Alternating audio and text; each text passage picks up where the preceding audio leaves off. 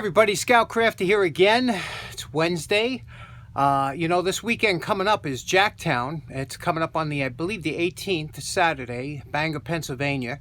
If you're in the area, if it snows, I don't even know if I'll be able to make it because I have to pick somebody up at the airport. But it is a great show. The winter show is a great show. A lot of good deals there in the winter time, and it's snow or shine.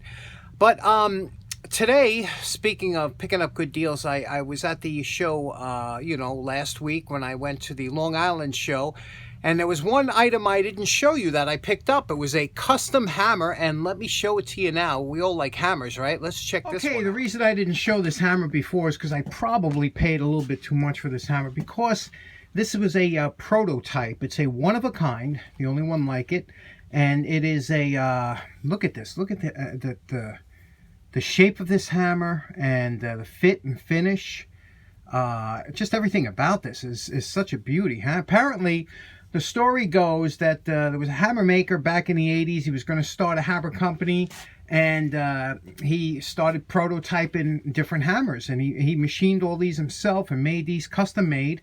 And you can see here what's so interesting about this is this one is the only one. He made two of these, and he gave this one to the guy that I bought it from, because he said this came out off center, the wedge, so he couldn't deal with that, so he gave it to the guy I bought it from.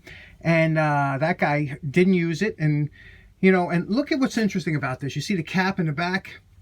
It's got a cap here that so when you're holding it, it locks into your hand. It's like here, and it's a perfect size. I mean, look at the length is perfect, the balance is perfect. What do you think of this hammer? If you're a hammer person and you like this style, it's kind of like a frame. It's a I guess it would be a molding type hammer or something. It's 16 ounces. Just a nice hammer, huh? Let's try it out and see how it works.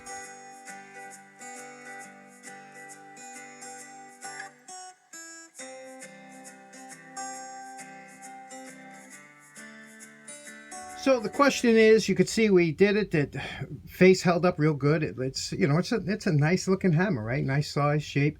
What do you expect a hammer like this would cost? What do you think would be a fair price to pay for this hammer? Keep it in the back of your head, and we'll see. We'll take it from there. Okay, I was doing a little fibbing there for a while, and the price I paid for that hammer was $4.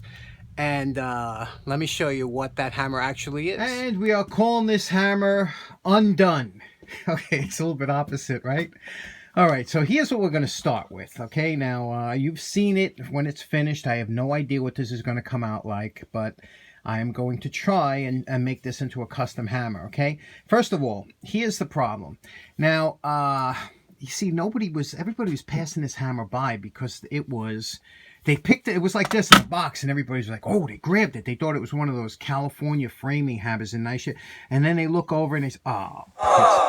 And that's a testament to Chinese manufacturing, that all the tool guys don't even want to touch your tool, huh? Nice going, China, with screwing over your reputation. See, you wouldn't have that if it was made in Germany or something like that, or some place that took and wasn't putting out trash in between their good stuff. So anyway, here's what we want to do with this hammer. First of all, it's strong, it's solid, it's tight, so that's good. The handle's too long. This is like a framing hammer handle, and there's no reason to have that long of a handle on a 16-ounce head, So I'm going to cut this down a little bit because, like I said, I always tend to choke up on my hammers anyway, especially when you have a small head like this. So I'll cut this down. I want to try and make a bulge here on like some of the other hammers have. I'll clean this out. You can see here it says made in China. We're going to try and get rid of that so that you think it's a decent hammer when you first see it. Look at the rust and everything here. You see? It's got some dings and bends. We're going to try and make it. And look at this. This is this is the ugliest finish on a, right? The color and the... It looks like it was, it's got to be a water-soluble finish because it's really just like cloud. It's not attractive. So, did you think that this was a Pittsburgh hammer when you saw it? I hope not. I hope you thought it was a pretty good quality hammer. So, that's what it looked like before.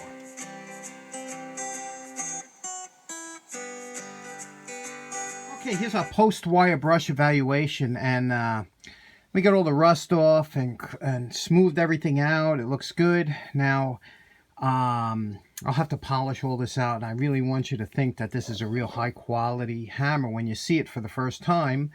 And now, see here, this curvature on the front of the face, we don't want that. You never want that on a hammer because that, you know, it just makes it slide off the head. This has to be flat. And so we'll take that over and flatten this out now, and then we'll polish up the head, scrape down the handle. Here we flattened out the face. You see that? How nice and flat that is? How nice does that look? See? That's really important. You can't have a convex head on a hammer. You'll be sliding off, especially for the smaller nails that you might be putting in. So nice and flat now. Now we'll start working on the handle. Razor blade, scrape all that off.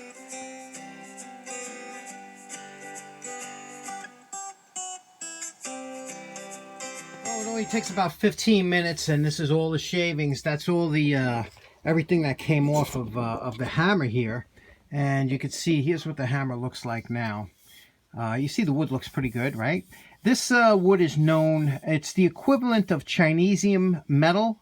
It's a Asian hardwood that, you know, we really don't know what it is. Or now hickory has a beautiful spring-like action to it, and that's why hickory is the preferred handle. But they use a hardwood over there, and you can see we didn't do the bottom because we're going to cut that off. So now I have to play with this for a while, maybe bang a couple nails and see where my favorite length is for this hammer.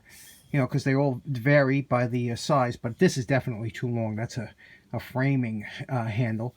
Cut it maybe. We'll see how much we're going to take off. So here's where everybody freaks out when I go bing, and they're like, what? What?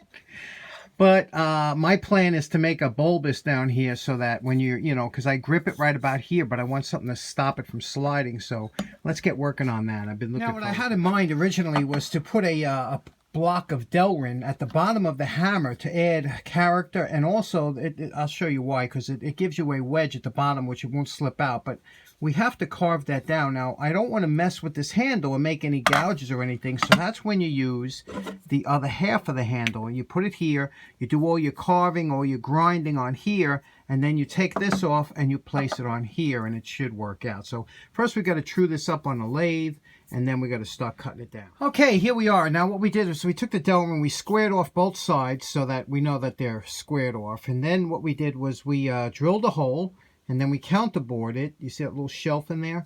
And now, this is the kind of stupid stuff you do when you have a lathe. You see, I wanted a screw like this. I wanted it to be this size and long and have a shoulder. So I took a lag bolt, put it in the lathe, and then just took off the corners here, you know, and then cut it with a hacksaw to make a slot. And then this will fit in here, you see? Like this.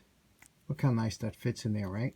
So when this is down here, like that, and that'll be on the bottom of the hammer handle, but now we have to shape it so it looks like it belongs there. Here we mounted it on the bottom of the handle, so now we could start shaping it. Now I want this to flare out. You see how the bottom of the handle flares out normally? I want it to be a more pronounced flare, but around all over, because I had an old tool that worked really well like that. So, well, I mounted it to here, and now I'll start shaving it off here. So if I damage this, it's no problem. I won't be damaging this. And then I will transfer it to that hole there.